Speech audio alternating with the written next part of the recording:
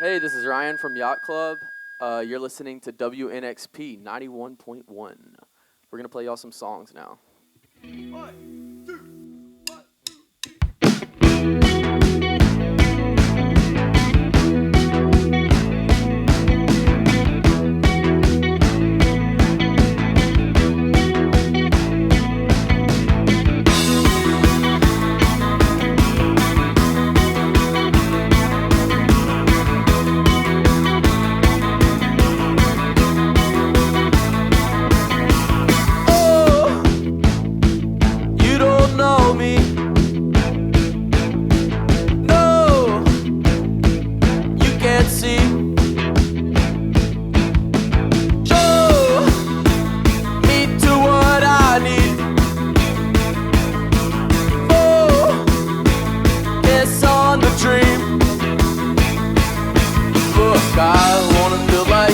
Everyone else, I wanna feel like everyone else. I wanna feel like everyone else. I just wanna feel like everyone. She said, I feel I'm falling back to where I was long ago, way on my own, on the road again.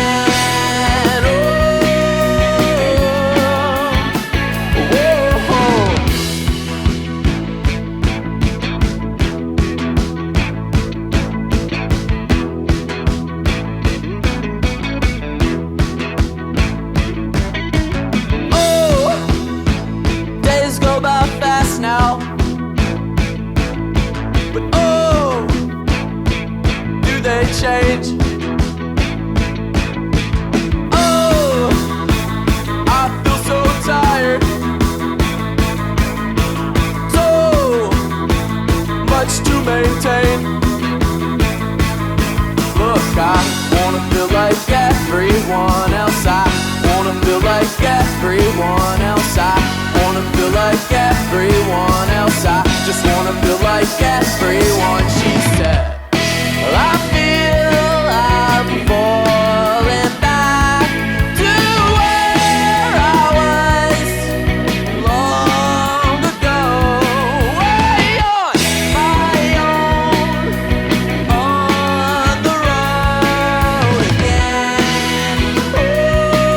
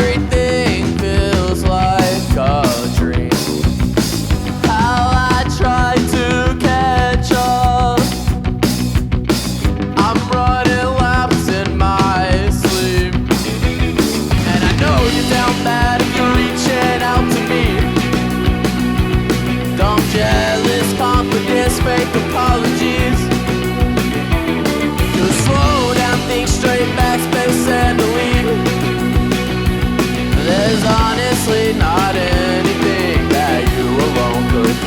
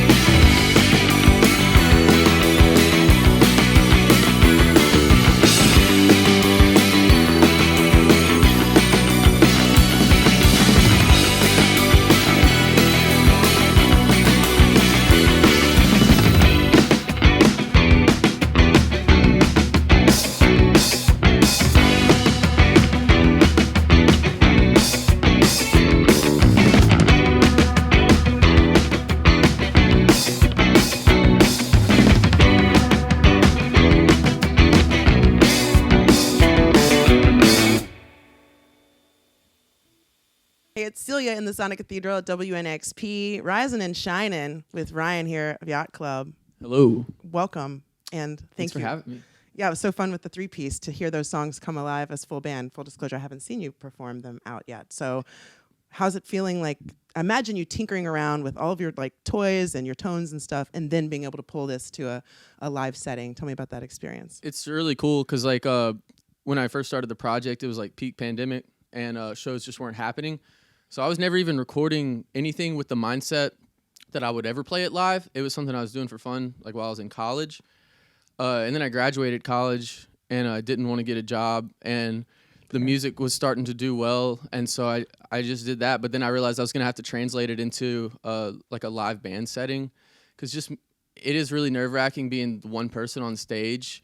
If you mess up, it's all your fault. Like there's no one else to take the blame or anything. I don't know. I've played a good bit of shows by myself, but I've always known in the back of my head that it would be cooler if I had a full band behind me, and luckily I have some good friends here in town that are helping me out. So Yeah, when did you move to Nashville again? I moved to Nashville in 2020, so I've been here like almost 2 years. But like in the height of the pandemic when you couldn't really go out and do stuff. Yeah, still now. pretty height of the pandemic time. Yeah, Yeah. it was a weird time. We love calling you a local artist. We play local artists all the time, but you've done quite well internationally and globally even. Because I appreciate the local support though, because that like feels really good to have. I mean, especially being in a city known for like country music. It's nice to get some. We're changing the narrative. It's nice to get a tip of the hat, you know. Well, I mean, like you said, you started releasing music, just messing around by yourself. But this thing is huge now. I mean, you're playing big shows, these great venues all over. You're playing festivals. By the time this airs, you will have come and gone from Iceland. But I was like, can you pack me in a road case? It's gotten out of hand. It's ridiculous. But it's fun, right? Yeah, it's awesome. I mean, I'm super appreciative.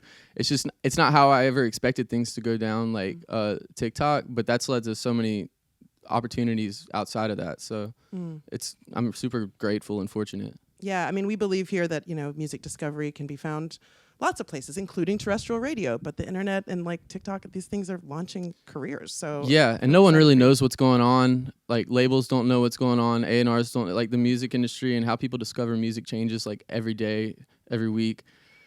And so when my stuff first started popping off on TikTok, I was just like, I don't know what to think about this. But then I started to discover so many other good artists through TikTok, and I realized maybe this is just going to be the means of discovery for now until something else big comes along and takes its place. But yeah, it's like I said, it's led to a lot of opportunities, which I'm super appreciative for.